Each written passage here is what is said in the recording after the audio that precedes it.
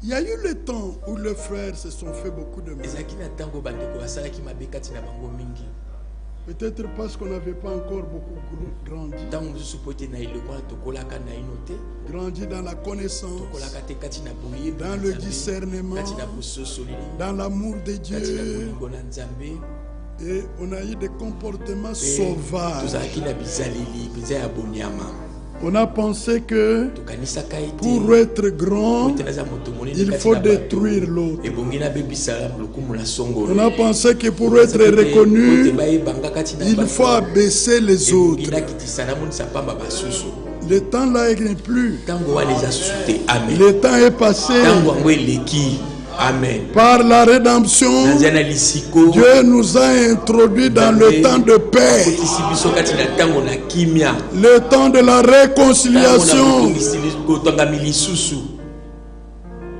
Chacun doit prendre garde à cela. Mais maintenant, écoutez, frère, au temps de l'achèvement, pour qu'il y ait le résultat tant entendu par le propriétaire ou l'architecte, il faut que ceux qui sont dans le chantier puissent travailler dans l'amour. C'est là que je voulais aborder l'atmosphère qui doit régner au temps de l'achèvement. Si les ouvriers qui travaillent dans le champ ne sont pas en cohérence, l'ouvrage ne sera pas livré à terre.